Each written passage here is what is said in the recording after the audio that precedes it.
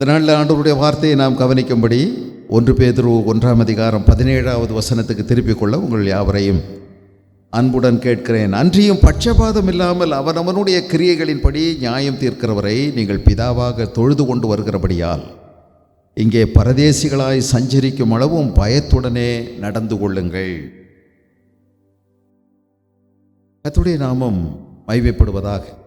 நாம் இந்த நாளிலே தேவனுடைய வார்த்தைகளை ஒன்று கூடி தியானிக்கும் போது இந்த வசனத்திலிருந்து ஒரு சில விஷயங்களை நாம் கவனிக்க வேண்டும். ஒன்று, ஆண்டவர் நம்முடைய பிதா, அதை அவர் அழுத்தமாய் சொல்ல விரும்புகிறார். பிதாவாக நாம் அவரை அறிந்திருக்கிறோம். அன்றியும் பட்சபாதம் இல்லாமல் அவனவருடைய கிரியைகளின்படி நியாயம் தீர்க்கிறவரை நீங்கள் பிதாவாக தொழுது கொண்டு வருகிறபடியினால், பிதாவாக தொழுது கொண்டு வருகிறோம். தேவன் நம்முடைய பிதாவானவர். ஒன்று. ரெண்டாவது, இன்னொரு விஷயத்தை அங்கே சொல்லுகிறார். அவர் பட்சபாதம் இல்லாமல் நியாயம் தீர்க்கவும் செய்கிறவர். அது மற்றொரு உண்மை. தேவன் நியாயாதிபதி, அவர் பட்சபாதம் இல்லாமல் நியாயம் தீர்க்கவர். மூன்றாவது, இன்னொரு கருத்தையும் அவர் வலியுறுத்தி சொல்லுகிறார். இந்த பூமியில் நீங்கள் கொஞ்ச காலம் பரதேசிகளைப் போல நீங்கள் சஞ்சரிக்கிற நாட்களில் கர்த்தருக்கு பயந்து நடந்து கொள்ளுங்கள் என்று சொல்லுகிறார். இதெல்லாம் எதனால் சொல்லுகிறார்? ஆகையால் அல்லது அன்றியும் என்று சொல்லுகிறார். அன்றியும் என்றால் இது மட்டுமல்ல, இனியும் ஒன்று உங்களுக்கு சொல்லுகிறேன் அப்படின்னு சொல்கிறார். இதோட இனியும் ஒன்று சொல்லுகிறேன். அன்றியும் இது மாத்திரமல்ல, இதோடு கூட இன்னும் ஒன்றையும் சேர்த்து சொல்லுகிறேன் என்று சொல்லும்போது இதற்கு முன்பு என்ன சொன்னார் என்பதையும் நாம் கவனத்தில் எடுத்துக்கொள்ள வேண்டியதாக இருக்கிறது. அங்கே இதற்கு முன்பதாக சொன்னது என்னவென்றால், நம்முடைய ஆண்டவர் மகா பரிசுத்தம் உள்ளவர். நான் பரிசுத்தர், ஆகையால் நீங்களும் பரிசுத்தராயிருங்கள். உங்களை அழைத்தவர் பரிசுத்தராய் இருக்கிறது போல நீங்களும் உங்கள் நடக்கைகள் எல்லாவற்றிலையும் பரிசுத்தராயிருங்கள் என்று சொல்லுகிறார். அதுக்கு அவர் சொல்லுகின்ற ஒரு நல்ல ஒரு ஊக்கம் என்னவென்றால், நீங்கள் நம்முடைய தேவன் பிதாவாக இருக்கிறார், நீங்கள் பிள்ளைகளாக இருக்கிறீர்கள். கீழ்ப்படுகிற பிள்ளைகளைப் போல அன்பிலே நீங்கள் நடந்து கொள்ள வேண்டும். ஒரு போர் வீரன், ஒரு சிப்பாய் கீழ்ப்படுகிறது என்பது இருக்கிறது, ஒரு அடிமை கீழ்ப்படுகிற விதம் இருக்கிறது. இதெல்லாம் வேறு வேறு. ஒருவன் அதிகாரத்துக்கு கீழ்ப்படுகிறான், ஒருவன் தன்னுடைய உயிருக்கு பயந்து அவன் கீழ்ப்படுகிறான். ஆனால் அப்படிப்பட்ட ஒரு பயம் அல்ல. ஒரு தகப்பனை நேசிக்கிற பிள்ளை எப்படி அன்பினால் கீழ்ப்படியுமோ அப்படி நீங்கள் கீழ்ப்படியுங்கள். கீழ்ப்படிந்து என்ன நடப்பிக்க வேண்டும்? பரிசுத்தத்தை வெளிப்படுத்த வேண்டும். நாம் வெறும் பிரதிபலிப்பது அல்ல, வெளிப்படுத்துவது நம்முடைய முக்கியம். ஒரு கண்ணாடி சூரிய வெளிச்சத்தை பிரதிபலிக்கும். அதில் பட்ட உடனே அந்த கண்ணாடியிலிருந்து வெளிச்சம் இன்னொரு பக்கத்திலே விழுதும். இது பிரதிபலிப்பது. அந்த கண்ணாடியில் ஒன்றும் விஷயம் இல்லை, உள்ளேருந்து வரல. ஆனால் நீங்களும் நானும் வெறும் பிரதிபலிப்பது அல்ல, தேவனுடைய சாயலை, மகிமையை, பரிசுத்தத்தை வாழ்க்கையில் நாம் உள்ளிருந்து வெளிப்படுத்த வேண்டும். ஆகவே உங்கள் நடக்கைகள் எல்லாவற்றிலேயும் நீங்கள் பரிசுத்தராயிருங்கள் என்று எழுதப்பட்டிருக்கிறது. இது வெறும் ஆலய கட்டட 4 சுவருக்குள் மட்டுமல்ல, உங்கள் வாழ்க்கையின் எல்லா பகுதிகளிலேயும். ஆகவே உங்கள் நடக்கைகள் எல்லாவற்றிலேயும் நீங்கள் பரிசுத்தராயிருங்கள் என்று சொல்லுகிறார். அன்றியும் இது மாத்திரமல்ல, அன்றியும் இந்த ஆண்டவர் நமக்கு பிதாவானவராக இருக்கிறார். அன்றியும் அவர் பிதாவானவராக நாம் அறிந்திருக்கிறோம். அவரை நாம் பிதாவானவராகவே தொழுது கொள்ளுகிறோம். ஆண்டவராகிய இயேசு கிறிஸ்து நமக்கு தேவனை பிதா என்று அறிமுகப்படுத்தி வைத்தார். பரலோகத்தில் இருக்கிற உங்கள் பரமபிதா, பரமபிதா என்ற வார்த்தையை நமக்கு கற்றுக் கொடுத்தார். நமக்கு பூமியில் அப்பா அம்மா இருக்காங்க, பிதாக்கள் இருக்காங்க. அவங்க நம்மளை நல்வழிப்படுத்துகிறாங்க, ஒழுங்குபடுத்துகிறாங்க, ஆலோசனை கொடுக்குறாங்க, இதெல்லாம் இருக்குது. ஆனாலும் இவர் பிதா தான். ஆனால் பூமியில் உள்ள பிதா அல்ல, பரமபிதா, பரமபிதா. ஆகவே நம்ம இந்த பூமியில் இருக்கிறவங்க கொஞ்ச காலம்தான் அவங்களுக்கு நல்லதாக தோணுகிற அளவுக்கு அல்லது அந்த பிள்ளைகள் ஏற்றுக்கொள்ளக்கூடிய அளவு வர்ற வரைக்கும் நம்மை ஒரு அளவுக்கு கட்டுப்பாட்டுக்குள்ளே நடத்துகிறாங்க. அவ்வளோதான் அவங்களால முடியும். ஆனால் இவர் நம்முடைய வாழ்நாள் முழுவதும் அவர் நிரந்தரமான பிதா, அவர் நித்திய பிதா. ஆகவே அவர் நம்முடைய வாழ்நாளெல்லாம் நம்மை ஒழுங்குபடுத்துகிறவர். அது மாத்திரமல்ல, நம்மை நித்தியத்துக்குள் பரிசுத்தப்படுத்தி நடத்துகிறவர். ஆகவே அவருக்கு நாம் கொடுக்கக்கூடிய கனம் மரியாதையை நாம் கொடுக்க வேண்டும். மல்கியாவின் புஸ்தகம் 1 அதிகாரம் 6வது வசனம். குமாரன் தன் பிதாவையும் ஊழியக்காரன் தன் எஜமானையும் கனம் பண்ணுகிறார்களே, நான் பிதாவானால் என் கனம் எங்கே? நான் எஜமானானால் எனக்கு பயப்படும் பயம் எங்கே என்று சேனைகளின் கர்த்தர் தமது நாமத்தை அசட்டை பண்ணுகிற ஆசாரியர்களாகிய உங்களை கேட்கிறார். அதற்கு நீங்கள் உமது நாமத்தை எதினாலே அசட்டை பண்ணினோம் என்கிறீர்கள். அதுக்கு ஆண்டவர் சொல்லுகிற மேற்கோள் காண்பிக்கின்ற அவர்களுடைய ஒரு நடவடிக்கையை அவர் சுட்டி காண்பிக்கிறார். என் பலிபீடத்தின் மேல் அசுத்தமான அப்பத்தை படைக்கிறதுனாலேயே, ஆனாலும் உம்மை எதனால் அசுத்தப்படுத்தினோம் என்கிறீர்கள். கர்த்தருடைய பந்தி எண்ணமற்று போயிற்று என்று நீங்கள் சொல்லுகிறதுனாலேயே நீங்கள் எப்படியெல்லாம் நடந்துக்கிறீங்க அப்படின்னு சொல்கிறார். எனக்கு பயப்படுகிற பயம் எங்கே உங்களுக்கு அப்படின்னு கேட்குறார். என்னை அப்பான்னு கூப்பிடுறீங்க, ஆனால் எனக்கு கொடுக்க வேண்டிய கனம் எங்கே? என்னை எஜமான்னு சொல்கிறீங்க, எனக்கு பயப்படும் பயம் எங்கே? ஒரு தகப்பனை கனம் பண்ண வேண்டும் இல்லையா? பரமபிதாவை நாம் கனம் பண்ண வேண்டும். இந்த பயம் என்பது, அவர் என்னை அடிப்பார், என்னை நொறுக்கிடுவார், என்னை நரகத்தில் போட்டுருவார், அதனால நான் பயப்படுறேன் அப்படிங்கிறது நல்ல நோக்கத்தோடு கொள்ளுகின்ற ஒரு பயம் அல்ல. அது ஆரோக்கியமான ஒரு பயம் அல்ல. ஒரு வேலைக்காரனும் பயப்படுறான், நான் சொன்னது போல் ஒரு சிப்பாயும் பயப்படுகிறான். ஆனால் ஒரு பிள்ளை எப்படி பயப்படும் அப்படின்னா, கனம் பண்ணுகிறதன் மூலமாக. எங்கள் அப்பாவை நான் கனம் பண்ணணும் அப்படின்னா அவருக்கு பிடிச்சதை செய்யணும். அவர் துக்கப்படுற மாதிரி எதையும் நான் செய்யக்கூடாது. நான் ஏதாகலும் தவறு செய்தால் எங்கள் அப்பா தனியாக போய் உட்கார்ந்து அழுவார். அவரை நான் கண்ணீர் வடிக்க விட மாட்டேன். அதுதாங்க கனம் பண்ணுறது. அவரை நான் துக்கப்பட விட மாட்டேன். என்னை பற்றி அவர் நினச்சி துக்கப்பட நான் விட மாட்டேன். அதுதான் ஆரோக்கியமான பயம். நம்ம வீடுகளில் இருக்கிறோம், நம்ம கண்டதையும் பார்க்குறோம், மனசுக்கு பிடிச்சதெல்லாம் பிடிச்ச வழியில் நடக்கிறோம், இஷ்டமாக தெரிகிறோம். இங்கே நம்ம வாயினால் நிறைய துதி ஸ்தோத்திர பலிகளை நம்ம ஏறெடுக்கிறோம். இதுதான் அவருடைய பலிபீடத்தை நம்ம அசுத்தப்படுத்துறது. நீங்கள் அவரை பிதா என்று நீங்கள் சொல்வீர்களானால் அவரை ஏன் நீங்கள் கனம் பண்ணுறதில்லை அப்படிங்கிறதான் கேட்குறார். நீங்கள் இதெல்லாம் எப்படி செய்வீங்க?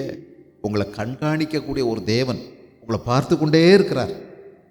அவருடைய கண்ணெதிரையில் நாம் என்ன பார்க்குறோம், என்ன கேட்குறோம், எப்படி நடக்கிறோம், என்னுடைய ரகசிய வாழ்க்கை எப்படி இருக்குது. அவருடைய கண்கள் பூமி எங்கு உலாவி வருகிறது.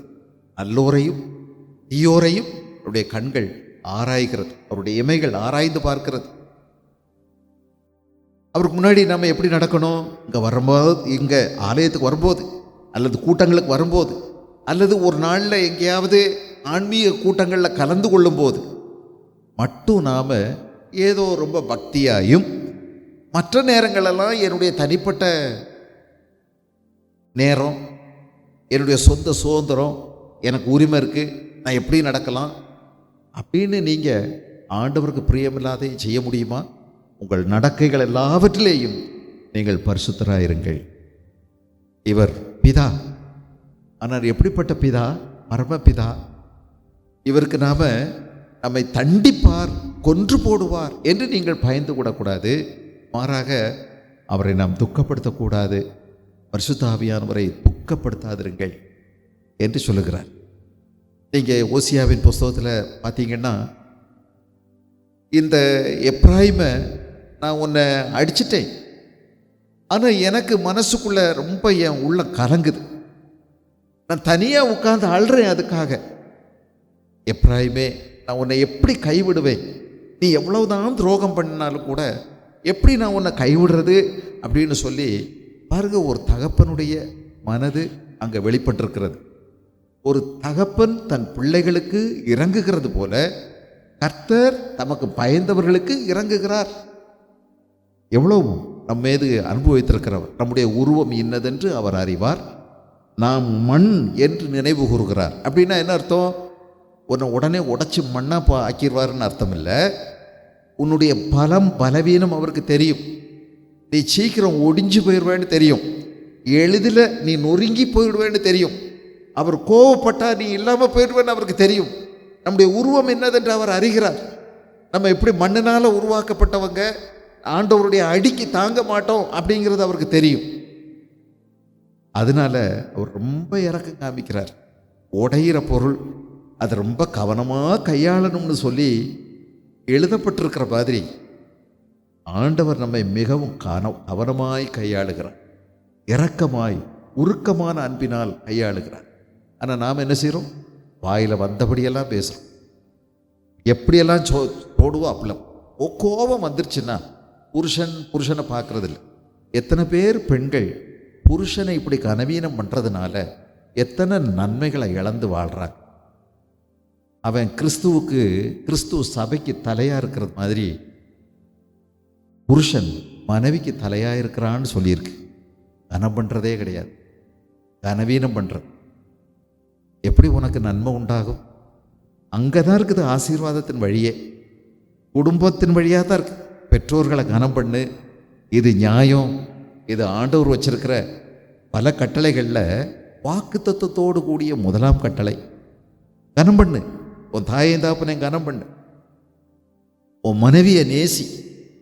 இதெல்லாம் வேதம் சொல்லுகிறது. பெற்றோர்களை பிள்ளைகளை நல்லா நடத்துங்க, முன்மாதிரியா இருங்க. இதன் வழியில் தாங்க இருக்குது ஆசீர்வாதம். இதன் வழியில் தான் நீங்கள் கர்த்தருக்குள்ளே வளர முடியும். இந்த குடும்ப உறவுக்குள்ளே தான் நீங்கள் அநேக நன்மைகளை கர்த்தரிடத்திலிருந்து பெற முடியும். ஏன் தடையாக இருக்குது? மீகாள் தன்னுடைய கணவனை அவமதித்த மாதிரி எத்தனையோ பேர் அவமதிக்க. அதனால் உன்னுடைய ஆசீர்வாதம் எவ்வளவு தூரமாக தள்ளி நிற்கிது பார்த்தியா? கர்த்தரை கனம் பண்ணுற நீ அவருடைய வார்த்தையையும் நீ கனம் பண்ண வேண்டும். கனம் பண்ணுங்க, ஒருவருக்கொருவர் கனம் பண்ணுங்க. கனம் பண்ணுறதில் முந்தி கொள்ளுங்க. கர்த்தரை கனம் பண்ண கற்றுக்கொள்ளுங்க. உங்களுடைய அந்தரங்க வாழ்க்கையில் ஆண்டவர் என்ன பார்க்குறாரே என்று யோசிங்க. உங்கள் வீட்டில் திடீர்னு யாரோ இன்னொருத்தர் வந்துட்டா எப்படி நீங்கள் கவனமாக நடந்துக்கிடுவீங்க? அது மாதிரி உங்கள் வீட்டில் கண்ணுக்கு தெரியாத ஆண்டவர் உங்கள் வீட்டில் எப்போதும் இருக்கிறார் என்பதை நீங்கள் புரிஞ்சுக்கிடுங்க. அவர் விருந்தாளி கிடையாது வந்துட்டு போகிறதுக்கு.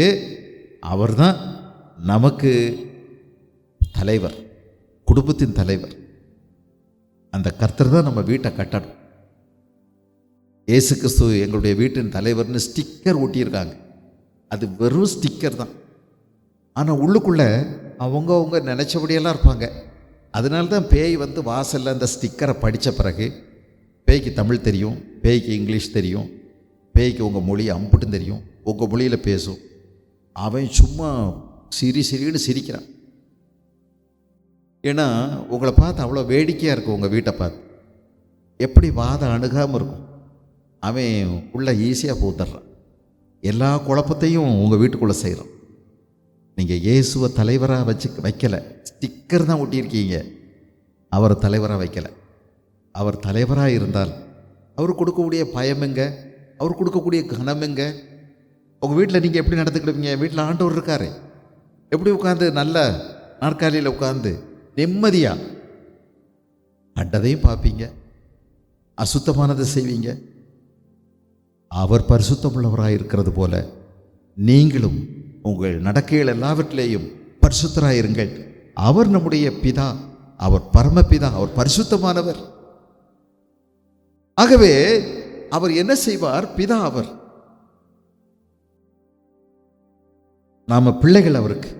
அவருடைய நாமத்தின் மேல் விசுவாசம் உள்ளவர்களாய் அவரை ஏற்றுக்கொண்டவர்கள் எத்தனை பேர்களோ அத்தனை பேர்களும் தேவனுடைய பிள்ளைகளாகும்படி அதிகாரம் கொடுத்திருக்கிறார். நாம் தேவனுடைய பிள்ளைகள். ரோமர் 8:15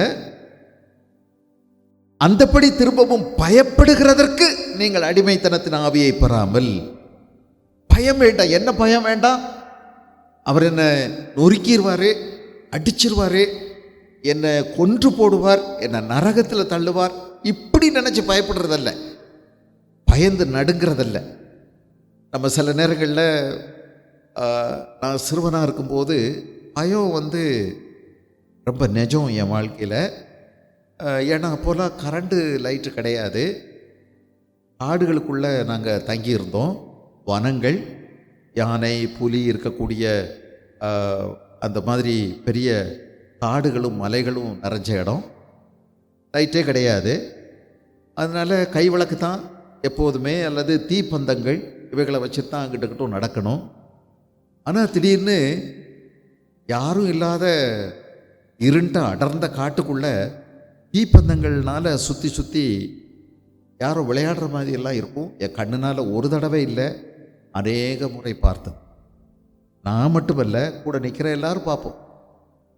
யார் அங்கே விளையாடுறது? அந்த காட்டுக்குள்ள ஆளே கிடையாது, போகவே முடியாது. ஆனால் அங்கே யார் விளையாடுறது? பலவிதமான பிசாசுகளை குறித்த, இந்த ஆவிகளை குறித்த பயம், திகில் சொல்லவே முடியாது. ஒவ்வொருத்தரும் விதவிதமான கதைகளை சொல்லிகிட்டே வருவாங்க. உச்சி மத்தியானத்துக்கு இப்படி ஒரு நபர் உட்கார்ந்து இப்படி குளிச்சுக்கிட்டு இருந்தாங்க, முடியெல்லாம் இவ்வளோ இருந்துச்சு, அப்படி இருந்துச்சு, ரத்த காட்டேரி, அப்படியா இப்படியான்னு சொல்கிறது, அது பீதி அதிகமாகிக்கொண்டே இருக்கும். எங்கள் அம்மா வேற தனியாக உட்காந்து ராத்திரி சாதாரணமாக ஒரு மனுஷங்கிட்ட பேசுகிற மாதிரி சகஜமாக பேசிக்கிட்டே இருப்பாங்க. அவங்க வேலையும் செஞ்சுக்கிட்டு இருப்பாங்க, காய்கறியும் வெட்டிக்கிட்டு இருப்பாங்க. அதே நேரத்தில் இன்னொரு ஆள்கிட்ட சகஜமாக சாதாரணமாக பேசிகிட்டு இருப்பாங்க. புலம்பிகிட்டு இருக்கிறதில்ல, தானாக பட்டு பேசுகிறதில்ல, கேட்குறதுக்கு பதில் மாறி மாறி. அந்த இன்னொரு ஆள் பேசுகிறது நம்ம கேட்காது. எங்கள் அம்மாவும் கேட்குது. எங்கள் அம்மா, எதுக்கு இப்போ வந்த? நான் உன்னை சொல்லலையே இப்போ வர சொல்லி. இப்படி சொல்லும் போதெல்லாம் அப்படியே கேட்டுகிட்டே ரொம்ப நேரம் ஆகும். இது பீதியும் கலக்கமும் அதிகரிக்கும். இருட்டை பார்த்தா அவ்வளோ பயம். இதுதான் பயம் நிஜமாக இருந்துச்சு என் வாழ்க்கையில். இப்படி நீங்கள் பயப்படுறதல்ல, பயந்து நடுங்குகிறதல்ல. அதான் எழுதியிருக்குது. இப்படி திரும்பவும் பயப்படுகிறதற்கு நீங்கள் அடிமைத்தனத்தின் ஆவியை பெறாமல் அப்பா பிதாவே என்று கூப்பிட பண்ணுகிற புத்திர சுவிகாரத்தின் ஆவியை பெற்றிருக்கிறீர்கள். கலாத்தியர் 4ஆம் அதிகாரத்தில் 6வது வசனத்தை நீங்கள் கவனிச்சிங்கன்னா, மேலும் நீங்கள் புத்திரராக இருக்கிறபடியினால் அப்பா பிதாவே என்று கூப்பிடத்தக்கதாக தேவன் தமது குமாரனுடைய ஆவியை உங்கள் இருதயங்களில் அனுப்பினார். எவ்வளோ நெருங்கிய உறவு பார்த்தீங்களா? What an intimacy, what a great relationship. எவ்வளோ பெரிய உறவு இது, அப்பா பிள்ளை அப்படிங்கிற உறவு. இந்த புதிய உறவுக்குள் இயேசு கிறிஸ்து நம்மை கொண்டு வந்திருக்கிறார்.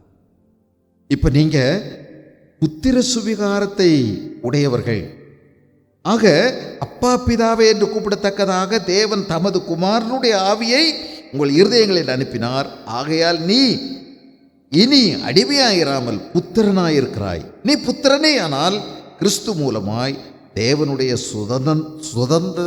சுதந்திரனாயும் இருக்கிறாய் என்று எழுதப்பட்டிருக்கிறது.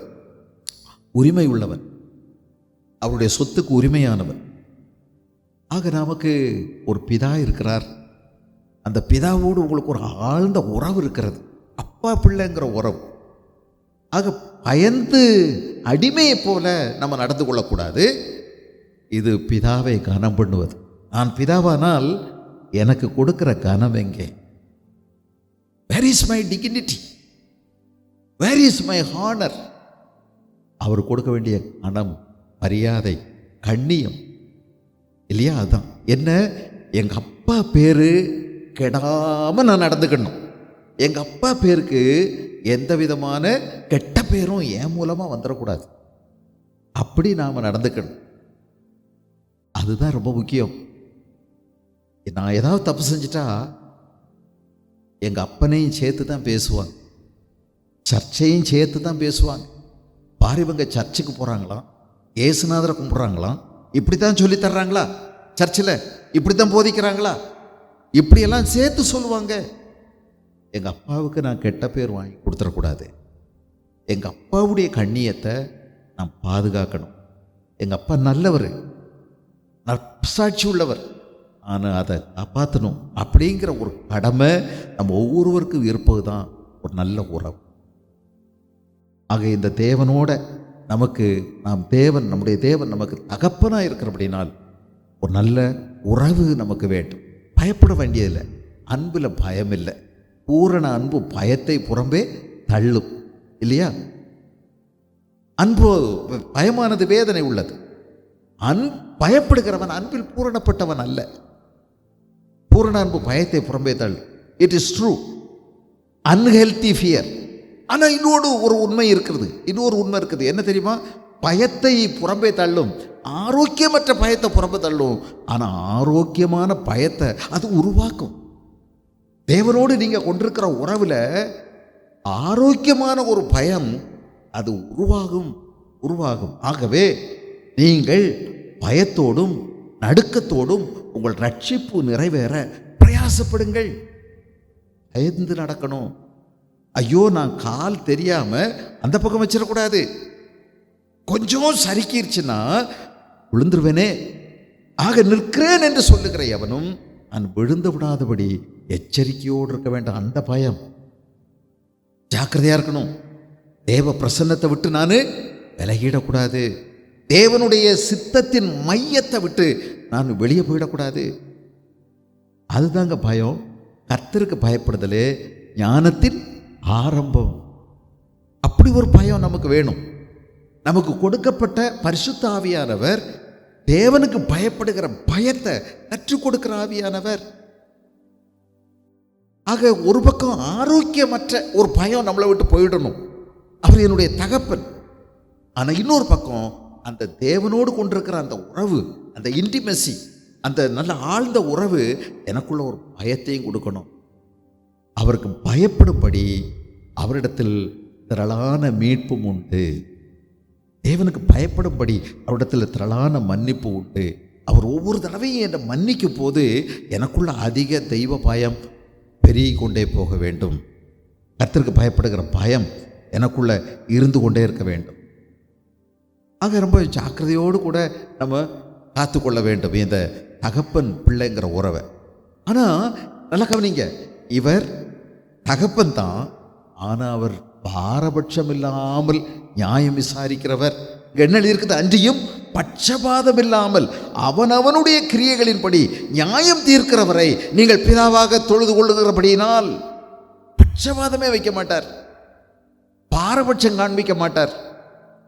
ஒருவருக்கு ஒரு மாதிரி, இன்னொருவருக்கு ஒரு மாதிரி வஞ்சனையா நடந்து கொள்ள மாட்டார். அவர் நீதி உள்ளவர்.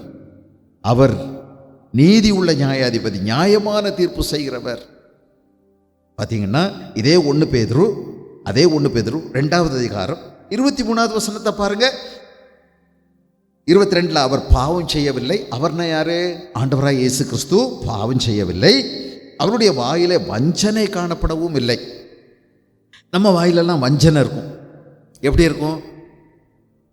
சிரிச்சுக்கிட்டு நம்ம ஒன்று பேசுவோம், மனசில் வேற ஒன்று நினச்சிருப்போம்.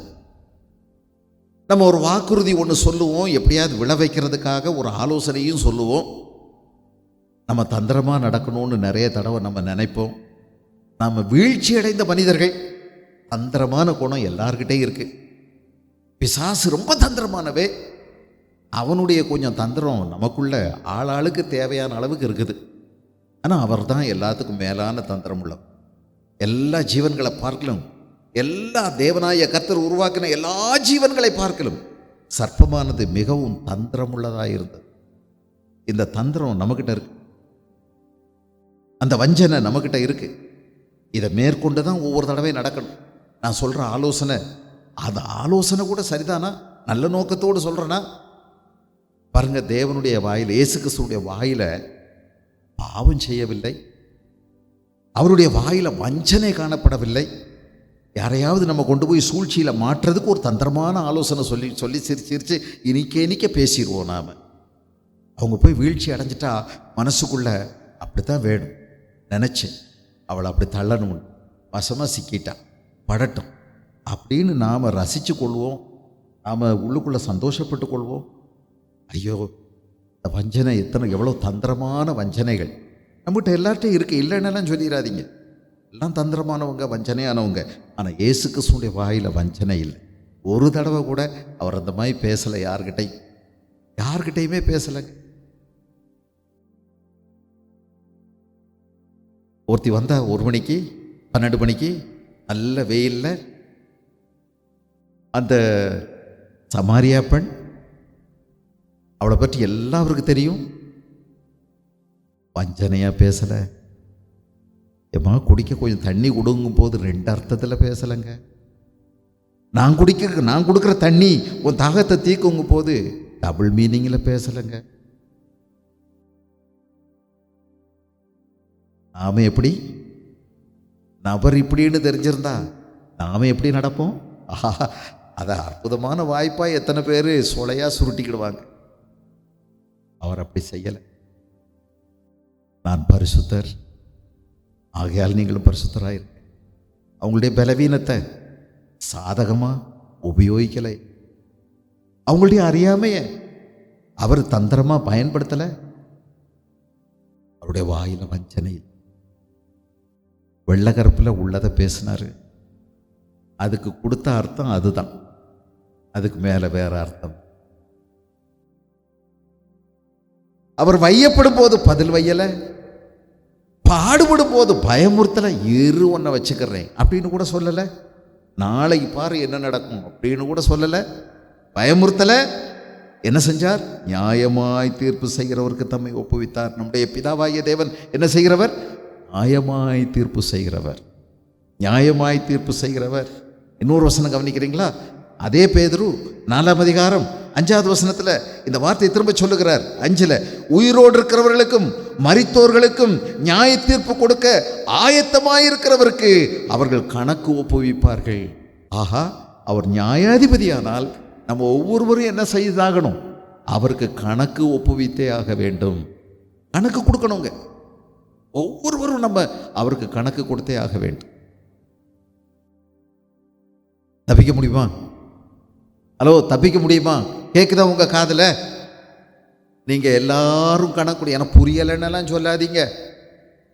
அன்னைக்கு இயேசு பேசும்போது நல்லாவே புரியும் உங்களுக்கு, இன்னைக்கு புரியாட்டி இன்னைக்கே புரிஞ்சுக்கிறது தான் நல்லது. நம்ம ஒவ்வொருவரும் நம்மை குறித்து தேவனுக்கு கணக்கு கொடுத்தே ஆக வேண்டும். எதுக்கு? நான் என்ன வாங்கினேன் அவர்கிட்ட கணக்கு கொடுக்க அப்படின்னு கேட்குறீங்களா? என்ன வாங்கினீங்களா? நீங்கள் பேசுகிற வார்த்தைகளுக்காக கணக்கு ஒப்புவிக்க வேண்டும் என்று வேதம் சொல்லுகிறது. 12வது அதிகாரம் மத்தேயு எழுதின சுவிசேஷம் 12ஆம் அதிகாரம் 36வது வசனத்தை நீங்கள் கவனிங்க. 12:36 அங்கே எழுதியிருக்குது, மனுஷர் பேசும் வீணான வார்த்தைகள் யாவையும் குறித்து நியாய தீர்ப்பு நாளிலே கணக்கு ஒப்புவிக்க வேண்டும். ஹலோ, எப்படி? வீட்டில் கொஞ்சம் ஒரு வேலையும் இருக்காது. சிலர் பிள்ளைகளை ஸ்கூலுக்கு அனுப்பிட்டா அப்புறம் சும்மா என்ன பண்ணுறதுனே தெரியாது, ஒரு வேலையும் இல்லை. அப்படியே வீதியில் வர்றது, அப்படியே ஒருத்தி உட்கார்ந்துருப்பான், அவள் கூட சேர்றது, ஊரை பற்றியெல்லாம் பேசுறது, உலகத்தை பற்றியெல்லாம் பேசுறது, அவனை பற்றி பேசுறது, அந்த ஓடி போனவளை பற்றி பேசுறது, அந்த நடந்து போகிறவனை பற்றி பேசுறது, வா அளந்து விடுறது.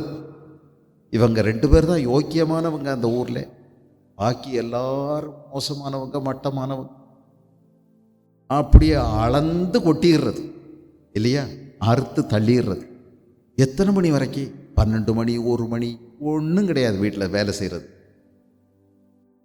சாயங்காலம் சாப்பாட்டுக்கு அதான் மாவு விற்றுட்டு வருவாங்கல்ல. 10 ரூபாய்க்கு மாவு வாங்கினா தோசை ஊற்றிடலாம், ஊற்றுங்க, சுடுறதெல்லாம் கிடையாது, அப்படியே ஊற்றி அந்தால விட்டுறது. என்ன வேலை? வேலையே இல்லையா? நீங்கள் நல்ல பெண்களாக இருந்தால் உங்களுக்கு வேலை குறையவே குறையாது, வீட்டில் இருந்துக்கிட்டே இருக்கும், வேலை தீராது. அதுதான் நல்லது. உங்கள் வீட்டில் ஏகப்பட்ட வேலை இருக்கும். நல்லா கவனிச்சிங்க, எவ்வளோ துணிகள் தைக்காமல் இருக்கு, கிழிஞ்ச துணி. எத்தனை நாளாக நம்ம ஒற்றையடிக்காமல் இருக்கோம். எத்தனை பாத்திரங்கள் கழுவாமலேயே கிடக்குது, எவ்வளவு காரியங்கள் இருக்குது. துணிமணி துவைக்கணும், பிள்ளைகள் வரும்போது ஏதாவது ஒன்று செஞ்சு வைக்க வேண்டாமா? என்னாலும் அங்கே வீதியில் வர்ற குழம்பையா வாங்கி ஊற்றுவ, நீ பொம்பளையா? யோசித்து பாருங்க. எங்க எப்படிங்க வீட்டில் வேலை தீரும்? வீட்டில் வேலை தீரவே தீராது. யோசித்து பார்த்தீங்கன்னா நிறைய செய்ய வேண்டியது. உங்கள் பிள்ளைகள் ஆரோக்கியமாக இருக்கிறதுக்கு, உன் புருஷன் ஆரோக்கியமாக இருக்கிறதுக்கு, உன் வீட்டில் வீணான நோய்கள் வராமல் இருக்கிறதுக்கு எத்தனையோ விஷயங்கள். எத்தனை நாள் அந்த டாய்லெட்டு கழுவாமலே இருக்குது. கொஞ்சம் நீ பிரயாசப்பட்டு பாரு, அதை சுத்தம் பண்ணி வைக்கலாமே. வீட்டுக்குள்ளே வந்தாலே ஒன்றுக்கு வாடகை அடிச்சுக்கிட்டே இருந்துக்குன்னா, அங்கேருந்து கப்புன்னு இங்கே வர வந்துச்சுன்னா வாசல் வரைக்கும் இங்கேயே மயங்கி அங்கிட்டு விழுந்துருவாங்களே ஓடையில். செய்யுங்க. ஏன் வீணா போய் பேசிகிட்டு இருக்கீங்க? சாப்பாடு கூட எடுத்துக்கிட்டு அடுத்த வீட்டில் போய் உட்காந்து அவளை பேசி இவளை பேசி பாத்திரம் காஞ்சி, அப்புறம் வர்றதுக்கு எப்போ புருஷன் காத்திருந்து அவன் தூங்கி விழுந்து. என்ன வேலை? நீங்கள் பேசுகிற வீணான வார்த்தைகள் யாவையும் குறித்து கணக்கு ஒப்புவிக்க வேண்டும். ஒவ்வொருவரும் நம்மை குறித்து கணக்கு ஒப்புவிக்க வேண்டும். 1 கொரிந்தியர் 4ஆம் அதிகாரத்தை பாருங்க. 1 கொரிந்தியர் 4ஆம் அதிகாரத்தில் 5வது வசனம் 4:5 அங்கே எழுதியிருக்குது, யோசனைகளை கூட ஆண்டவர் வகையறுப்பார். 5 ஆனதால் கர்த்தர் வருமளவும் நீங்கள் காலத்துக்கு முன்னே யாதொன்றை குறித்து தீர்ப்பு சொல்லாதிருங்கள். இருளில் மறைந்திருக்கிறவைகளை அவர் வெளியரங்கமாகி இருதயங்களின் யோசனைகளையும் வெளிப்படுத்துவார். நீ கணக்கு கொடுக்கணுமா இல்லையா? இருதயங்களின் யோசனைகளை வெளிப்படுத்துவார். அடேங்கப்பா, நீங்கள் ஆர்வமாக குறிச்சு எடுக்கிறீங்கன்னு நினைக்கிறேன். அப்படி தானே? எங்கேயோ கேட்டுக்கிட்டு உட்காந்துருக்கீங்க, யாருக்கோ பேசுகிற மாதிரி. இது என்னைக்கு திரும்ப தொகுத்தெடுப்பீங்க? நான் உட்காந்து நேரம் எடுத்து தொகுத்து வர்றேன். உங்களுக்கு ரொம்ப ஈஸியாக இருக்குமில்ல, எழுதி எடுத்துக்கிட வேண்டியதானே, ஒரு நோட்டு போட்டுக்கிட வேண்டியதானே. செய்யாதீங்க. பயங்கரமான ஞாபக சக்தி உங்களுக்கு, அப்படி தானே? சரி, இருதயத்தின் யோசனைகளை வெளிப்படுத்துவார். அப்பொழுது அவனவனுக்குரிய புகழ்ச்சி தேவனால் உண்டாயிருக்கும். 2 கொரிந்தியர் 5ஆவது அதிகாரத்தில் பாருங்க. 2 கொரிந்தியர் 5 எதுக்கு நம்ம கணக்கு கொடுக்கணும்? 2 கொரிந்தியர் 5ஆம் அதிகாரம் 10வது வசனத்தை பாருங்க. ஏனெனில் சரீரத்தில் அவனவன் செய்த நன்மைக்காவது தீமைக்காவது தக்க பலனை அடையும்படிக்கு நாம் எல்லாரும் கிறிஸ்துவின் நியாயாசனத்திற்கு முன்பாக வெளிப்பட வேண்டும். ஹலோ, நீங்கள் செய்த நன்மை, சரீரத்தில் நீங்கள் செய்த நன்மைக்கோ தீமைக்கோ. அன்னைக்கு பக்கத்து வீட்டுக்காரி பேசினான்னு சொல்லி நீ பேசினல்ல, அந்த கெட்ட வார்த்தை. அவ செஞ்சாடு, நீ செஞ்சல்ல. அந்த சாக்கடையை தள்ளி விட்டுட்டா, உடனே நீ இங்கேருந்து கொண்டு போய் அங்கிட்டு தள்ளி விட்ட. நன்மைக்கோ தீமைக்கோ நீ உதவி செய்திருப்ப, அதுக்கும் கணக்கு ஆண்டவர் எடுத்துக்கிடுவார். நீ செய்த தீமைகள், உன் சரீரத்தில் நீ செய்த நன்மைகள், உன் சரீரத்துக்கு நீ செய்த நன்மைகள் தீமைகள், அடுத்தவங்களுக்கு செய்த நன்மைகள் தீமைகள், எல்லாவற்றையும் தேவன் கணக்கிலே கொண்டு வருவார். நீ கணக்கு கொடுத்தாங்க. நாம் எல்லாரும் நியாயாசனத்திற்கு முன்பாக வெளிப்பட வேண்டும். இந்த நியாய விசாரிப்பு கொஞ்சம் வித்தியாசமானதாக தெரிஞ்சுக்கிடுங்க. இந்த வெளிப்படுத்தின விசேஷம் 20வது அதிகாரத்தில் வெள்ளை சிங்காசனத்தில் ஒரு நாள் தேவாதி தேவன் உட்கார்ந்து பூமியில் உள்ள மரித்தோர் உயிரோடு இருந்தோர் எல்லாரையும் ஒரு நாள் நியாயம் விசாரிக்க போறாரு. 2 பிரிக்க போறாரு, பகுக்க போறார். வலது பக்கம் இடது பக்கம், ஆசீர்வதிக்கப்பட்டவங்க சபிக்கப்பட்டவங்க, செம்மறியாடு வெள்ளாடு, நீதிமான்கள் துன்மார்க்கர். ஒருவர் பரலோகத்துக்கும் இன்னும் ஒருவர் அக்னியும் கந்தவும் எரியக்கூடிய கடலுக்கும் தள்ளி விடுறார் பாருங்க. இது கடைசி வெள்ளை சிம்மாசன நியாய தீர்ப்பு. அதை நான் பேசல, இது விசுவாசிகளுக்குரிய நியாய தீர்ப்பு. Judgement for the believers. விசுவாசிகளுக்கு ஒரு நியாய தீர்ப்பு இருக்கிறது. நல்லா கவனிச்சு, நீங்க செய்தது ஒவ்வொன்றையும் ஆண்டவர் கணக்கிலே கொண்டு வந்து நிறுத்துவார். எல்லாமே நீ செய்த நன்மையோ தீமையோ, விசுவாசிகள் நம் ஒவ்வொருவரும் தேவனுக்கு உண்பதாக. உனக்கு மோட்ச நரகம்னு பிரிக்கிறதுக்கு அல்ல, ஆனால் உனக்கு அவனவனுடைய கிரியைகளுக்கு நான் அளிக்கும் பலன் என்னோடு கூட வருகிறது. ஆண்டவர் சொல்றார், அதை ஆண்டவர் தீர்மானிக்க போறார். நம்ம நடக்கைகளுக்கு, நம்முடைய செயல்களுக்கு எழுதியிருக்குது. நீங்கள் கவனிச்சிங்கன்னா 1 கொரிந்தியர் 3ஆம் அதிகாரத்தில்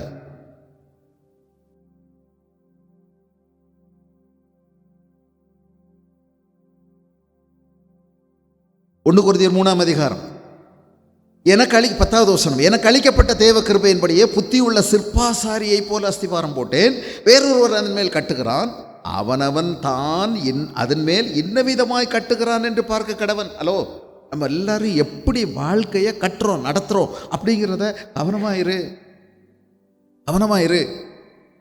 போடப்பட்டிருக்கிற அஸ்திவாரமாகிய இயேசு கிறிஸ்துவ இல்லாமல் வேற அஸ்திவாரம் போட ஒருவனாலும் கூடாது. வேற அஸ்திவாரம் இல்லை, ஒரே ஒரு அஸ்திவாரம் தான். வேற அஸ்திவாரம் எல்லாம் மண்ணு. இதுதான் கண்மலையின் மேல் போடப்படுகிற அஸ்திவாரம். நித்தியத்துக்கு நிலைச்சு நிற்கிற அஸ்திவாரம் ஒன்று தான். மற்றதெல்லாம் மணலில் வீடு கட்டுறது, அதை பேசி பிரயோஜனம் இல்லை. ஒருவன் அந்த அஸ்திபாரத்தின் மேல், இந்த இயேசு கிறிஸ்துவின் மேல், இந்த போடப்பட்டிருக்கிற அஸ்திபாரத்தின் மேல் எப்படியெல்லாம் கட்டலாமா தெரியுமா?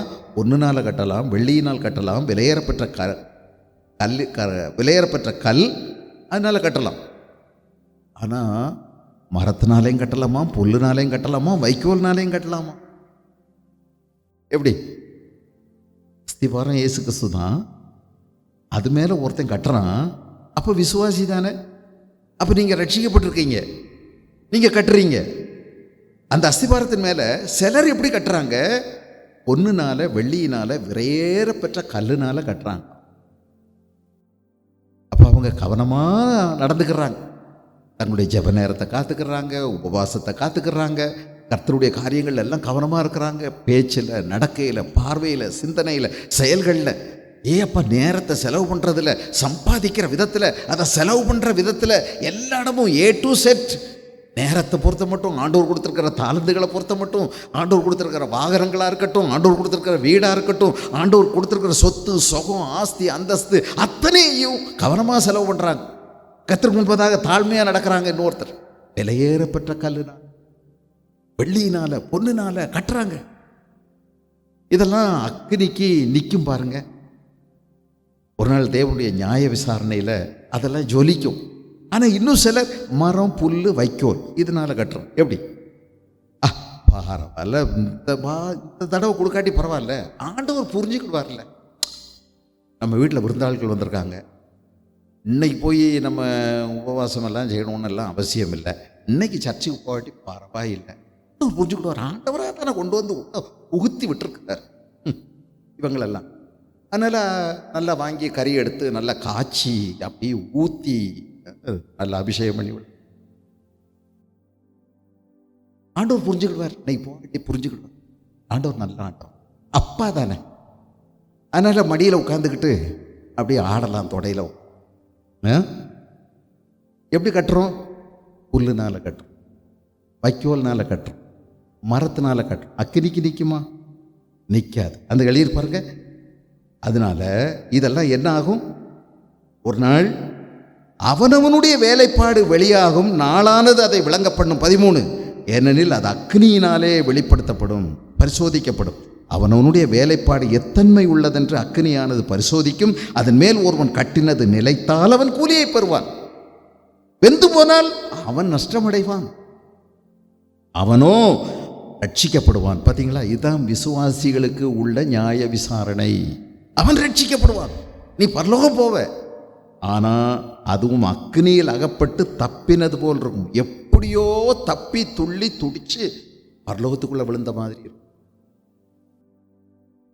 கரையில் கொண்டு வர்ற வலையிலேருந்து இழுத்துட்டு வர்ற மீன் சிலது துள்ளி அப்படியே அடித்து படைச்சு குதிச்சு எப்படியோ போய் வேணும்னு இல்லை, அதுக்கு தண்ணி எங்கே இருக்குன்னாலாம் தெரியாது, திடீர்னு விழுந்துடும். அப்பா நிம்மதியாக ஓடும், தப்பிச்சிட்டேன் அப்படின்னு. அது மாதிரி மற்றெல்லாம் அவன் பொறிக்கிருமான், ஏதோ ஒன்று இப்படி தப்பிச்சு ஓடிடும். இந்த மாதிரி தப்பி பழச்சி அங்கே போய் விழுந்த மாதிரி இருக்கக்கூடாது. கிறிஸ்தவ வாழ்க்கை இயேசுவாகி அஸ்திவாரத்தின் மேலே கட்டுகிற வாழ்க்கை. அதனால் ஜாக்கிரதையாரு. உறவை பற்றி மற்றவங்கள்ட்ட பேசும்போது வஞ்சனையாக பேசாத, தந்திரமாக பேசாத. ஒரு வாலிப பிள்ளையை எப்படி கெடுத்து விடலாம், நம்ம பிடிக்காதவா அந்த அவன் கூட சேர்த்து அப்படியே சுற்றி உன்னையே தான் பார்க்குறான், உன்னை நினைக்கிறான். அவன் சில நேரம் வரும்போதெல்லாம் சொல்லுவான், நீ ஒரு தடவை பேசிப்பாரு, ஆஹா, உனக்கு ஆண்டவர் வேட்டு வச்சிருக்கிறாருன்னு தெரிஞ்சு எத்தனை பேர் இப்படி காலி பண்ணியிருப்ப நீ? எத்தனை தடவை நீ வஞ்சனையாக நடப்ப? நீ காதல் பண்ணதுக்காக இன்னொருத்தரையும் காதலில் மாட்டி விடலாமா? அவங்களுக்கு துணை போகலாமா? யோசிக்க, நீ எதில் கட்டுறேன்னு பார்த்து, உன் கட்டுமானம் எப்படின்னு பார்த்து நீ கட்டுற ஒவ்வொரு நாள் விரும்பினாலும் விரும்பாட்டி நம்ம எல்லாரும் கட்டடம் கட்டுறோம். பரலோகத்தில் நிலச்சி நிற்குமா? நீ செய்வதெல்லாம் வாய்க்குமா? யோசிக்க. நம்முடைய தேவன் பாரபட்சம் இல்லாமல் நியாயம் தீர்க்கிறவர். ஒரு வசனத்தை சொல்லாமல் எனக்கு இருக்க முடியலை. வாரம் முழுவதும் பல தடவை ஞாபகம் வந்தது எசேக்கியேலின் புஸ்தகம். அது எப்படி சொல்லாமல் இருக்கிறது உங்கள்கிட்ட? எசேக்கியேல் 33வது அதிகாரம் 33. அதே சிந்தனை 18லையும் இருக்குது. அதில் 33 கொஞ்சம் பாருங்க. 33 12வது வசனம். மனுபுத்திரனே, நீ உன் ஜனத்தின் புத்திரரை நோக்கி நீதிமான் துரோகம் பண்ணுகிற நாளிலே அவனுடைய நீதி அவனை தப்புவிப்பதில்லை. ஹலோ, நீதிமான் துரோகம் பண்ணுனா நீதிமானுடைய நீதி அதுக்கு வரைக்கும் செஞ்சா பாருங்க, அந்த நீதி அவனை என்ன செய்யாது? தப்பு வைக்காது. எவனோ ஒருத்தன் சொல்றானே, கைவிட தெரியாதவர், கைவிட தெரியாதவர். இந்த மாதிரி காட்டான்கள் சொல்றதை நீங்க கேட்காதீங்க. இங்க பாருங்க, எழுதியிருக்கு, மனுபுத்திரனே, நீ உன் ஜனத்தின் புத்திரரை நோக்கி, நீதி உள்ள நியாயாதிபதி சொல்றாரு, நீதிமான் துரோகம் பண்ணுகிற நாளிலே அவனுடைய நீதி அவனை தப்புவியாது. துன்மார்க்கன் தன் துன்மார்க்கத்தை விட்டு திருப்புகிற நாளிலே அவன் தன் அக்கிரமத்தினால் விழுந்து போவதும் இல்லை. நீதிமான் பாவம் செய்கிற நாளிலே தன் நீதியினால் பிழைப்பதும் இல்லை. எப்படிப்பட்டவர்? பட்சபாதம் இல்லாமல் நியாயம் தீர்க்க. நீ நீதிமானா இருந்து நீ தீமை செஞ்சன்னா அதுவரைக்கும் செய்த நீதியினால நீ பிழைக்க மாட்ட. தெளிவாக சொல்லியிருக்கு. பிழைக்கவே பிழைப்பாய் என்று நான் நீதிமானுக்கு சொல்லும்போது அவன் தன் நீதியை நம்பி அநியாயம் செய்தால், ஹலோ நான் சொல்றது விளங்குதா? தன் நீதியை நம்பி, ஆண்டவருடைய பிள்ளை, ரட்சிக்கப்பட்டிருக்கிறேன், நிறையா நான் ஆண்டவருக்கு ஊழியம் செஞ்சுருக்கிறேன், நிறையா ரட்சிப்புக்குள்ளே நிறைய பேரை கொண்டு வந்திருக்கிறேன், பாட்டு எழுதியிருக்கிறேன், பிரபலமானவன், நிறைய ஜெபம் பண்ணியிருக்கிறேன், அற்புதங்கள் நிறைய நடந்திருக்குது, சபை நடத்துகிறேன். ஏய், ஓ நீதியை நீ நம்பி அநியாயம் செய்தால் அவருடைய நீதியில் ஒன்றும் நினைக்கப்படுவதில்லை. அவன் செய்த தன் அநியாயத்திலே சாவான். என்ன சொல்லுவீங்க? விளையாடுவீங்களா? கைவிட தெரியாதவர்னு சொல்லி, பாவம் அவருக்கு கைவிட தெரியாதவர், இவர் தான் சொல்லி கொடுக்கணும். என்ன நினைக்கிறீங்க அவரை பற்றி? என்ன பயம் நமக்கு இருக்குது? கர்த்தருக்கு பயப்படுற பயம் இருக்குதா? கர்த்தருக்கு பயப்படுற பயம் நமக்கு சுகந்த வாசனையாக இருக்க வேண்டும் என்று வேதம் சொல்லுகிறது. அது நமக்கு ஒரு இஷ்டமானதாக இருக்கணும். கர்த்தருக்கு பயப்படுறது பயந்து நடுங்கி கீழ்ப்படிவதல்ல. எங்கள் அப்பாவை நான் கனையினப்படுத்தக்கூடாது, ஐயோ அப்பா பேர் கிடக்கூடாது. எத்தனை எத்தனை சோஷியல் மீடியாஸ் இல்லை தேவனுடைய பெயர் பூஷிக்கப்படுகிறது நம்முடைய நடவடிக்கையினால். நீங்கள் இதை வீட்டில் போய் வாசிங்க. இதை சொல்லி முடிக்கவே எனக்கு நேரமாகி போயிடும். நம்முடைய நீதியை நம்பி நீ அநியாயம் செஞ்சன்னா உன்னை ஆண்டவர் சும்மா விட மாட்டார். அவர் முகதாட்சினை பார்க்க மாட்டார், பாரபட்சம் பார்க்க மாட்டார், யாருக்கும் ஆதரவா அவர் செயல்பட முடியாது. அவர் நீதி உள்ள நியாயாதிபதி. அதை நம்ம கவனிச்சுக்கணும். நிறைய வார்த்தைகள் இது மாதிரி இருக்கு. அவர் நீதி உள்ளவர், ஒரு நாளும் யாருக்கும் முகதாட்சிணியம் செய்ய மாட்டார். உபாகமத்தின் புஸ்தகம், உபாகமம் 10ஆம் அதிகாரம், அந்த ஒரு வார்த்தையை நம்ம கவனிச்சுக்கிறது நல்லது. உபாகமம் 10, 17, 18. உங்கள் தேவனாகிய கர்த்தர் தேவாதி தேவனும் கர்த்தாதி கர்த்தரும் மகத்துவமும் வல்லமையும் பயங்கரவுமான தேவனாயிருக்கிறார். அவர் பட்சபாதம் பண்ணுகிறவரும் அல்ல, பரிதானம் வாங்குகிறவரும் அல்ல. அவர் திக்கற்ற பிள்ளைக்கும் விதவைக்கும் நியாயம் செய்கிறவரும் அந்நியன் மேல் அன்பு வைத்து அவனுக்கு அன்னவஸ்திரம் கொடுக்கிறவருமாயிருக்கிறார். நல்லவருங்க, ரொம்ப இரக்கமுள்ளவர், மிகுந்த அன்புள்ளவர். ஆனால் ஒன்று கவனிச்சுக்கிடுங்க, அவர் பட்சபாதம் பண்ண முடியாது. அவர் லஞ்சம் வாங்க மாட்டார்.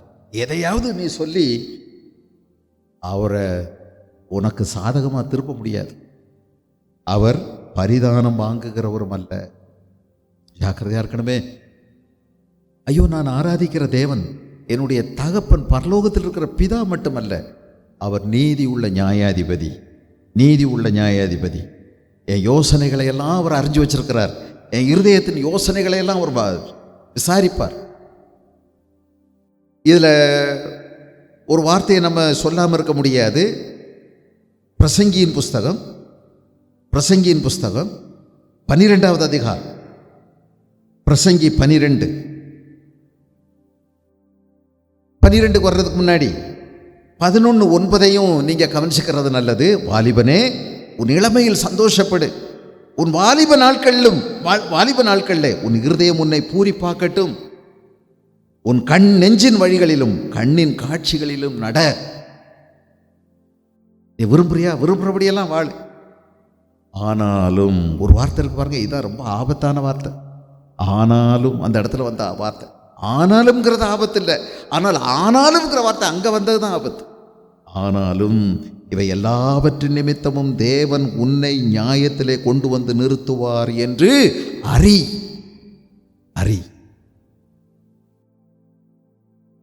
உன் நெஞ்சின் வழியிலும் கண்ணின் காட்சிகளிலும் நடக்கிறியா? நட. நெஞ்சின் வழி, கண்ணின் காட்சி எல்லாவற்றையும் ஒரு நாள் ஆண்டவர் நியாயத்தில் கொண்டு வந்து நிறுத்துவார்.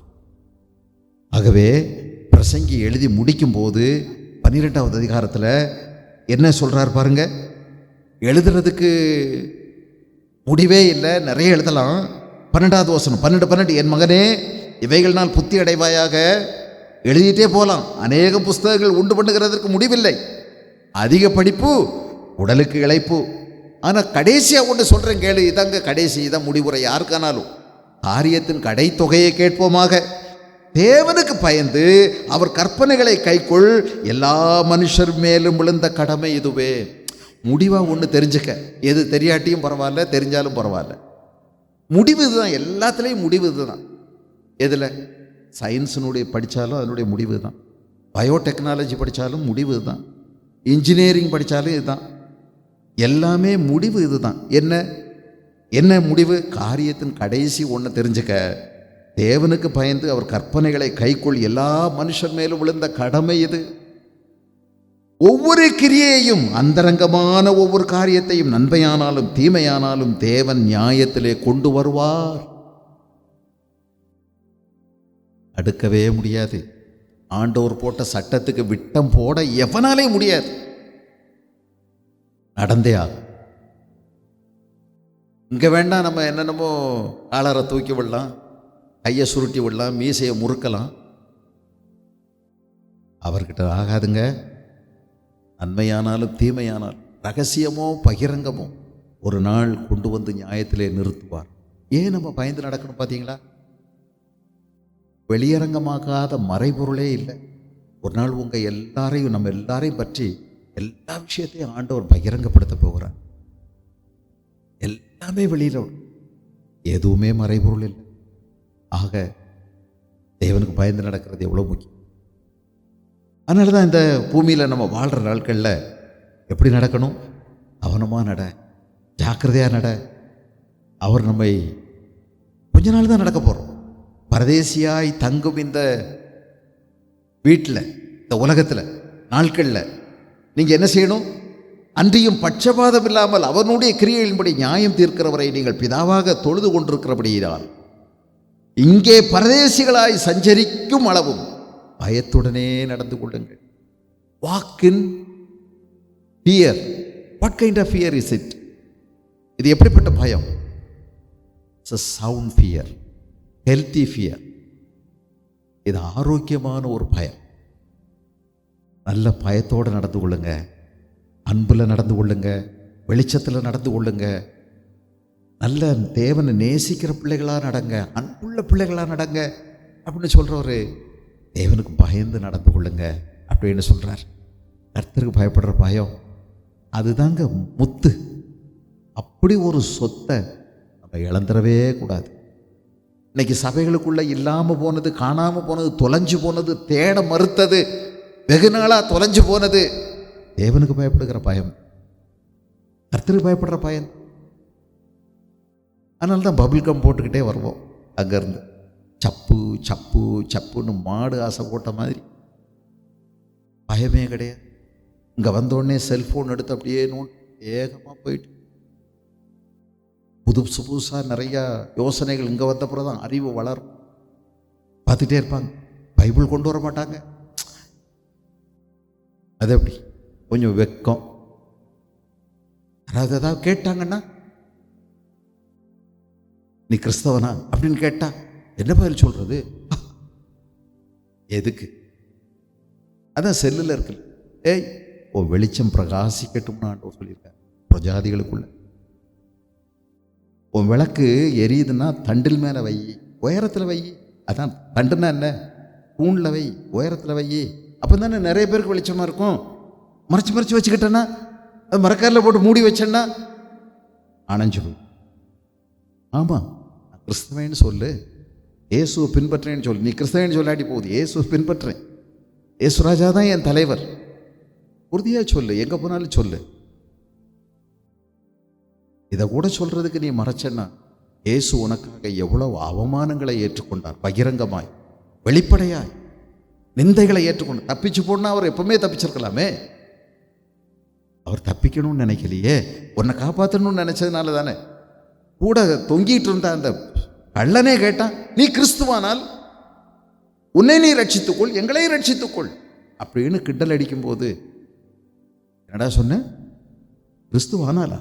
பார்க்குறியா, நான் யாருன்னு பார்க்குறியா? டப் அப்படின்னு வந்துட்டாரா? நாங்கள் செய்யலை. இந்த அவமானம், அறகுற நிர்வாணம், அடி உத, இழிவான பேச்சு, எதையும் அவர் நியாயப்படுத்துறது கூட கேட்கவே இல்லை. அதுக்காக வாதாடலை, ஏற்றுக்கொண்டார். 2 கள்ளர்களுக்கு நடுவில் கள்ளனை போல தொங்கினார். அக்கிரமக்காரரில் ஒருவனாக அவர் எண்ணப்பட்டார். புதுசாக பார்த்தவங்களுக்கு எப்படி இருந்துச்சு? இவனை தெரியும், ஐயோ இவன் தானா, ஆட்டோ சங்கர் மாதிரி எத்தனை பேரை கற்பழிச்சவன் இவனா, இவன் தாங்க கூட்ட கூட்டமாக கொன்னவன். அப்ப இவரு நடுவில் இருக்கிறவரு 2 பேரை விட மகா போக்கிரி, பெரிய ராஸ்கல் உங்கிற வேணும். இப்படித்தான் 2 பேருக்கும் தலைமை வந்தான் போல இருக்குது. பாவமறியாத அவர் எனக்காக பாவமானார். இந்த இயேசுக்காக கொஞ்சம் நிந்தனை, அவமானம் சகிக்க முடியாதா? நமக்கு ஏற்றுக்கொள்ள மாட்டோமா? ஒரு கனம் பண்ணுங்க. நான் பிதாவானால் எனக்கு கொடுக்குற கனம் எங்கே? நான் எஜமானால் எனக்கு பயப்படுகிற பயம் எங்கே? வாயில தானே சொல்லிட்டு இருக்கேன். உன் இருதயம் என்னை விட்டு எவ்வளோ தூரமாக இருக்குது. நெருங்கி வாப்பா, நான் உன்னை வீட்டில் உள்ள பிள்ளைய மாதிரி, என் சொந்த பிள்ளை மாதிரி நடத்த விடுப்புறேன். நான் உனக்கு போதித்து நீ நடக்க வேண்டிய வழியை உனக்கு காட்டுவேன். என் கண்ணை உன் மேலே வச்சு உனக்கு ஆலோசனை சொல்லு. நீ என் பிள்ளை. ஆனால் நீ எப்படி நடக்கக்கூடாது? வாரினாலும் அடிவாளத்தினாலும் வாய் கட்டப்பட்டால் ஒழிய கோவேரி கழுதையை போலும், புத்தி இல்லாத குதிரையை போலும் நடக்க வேண்டும்.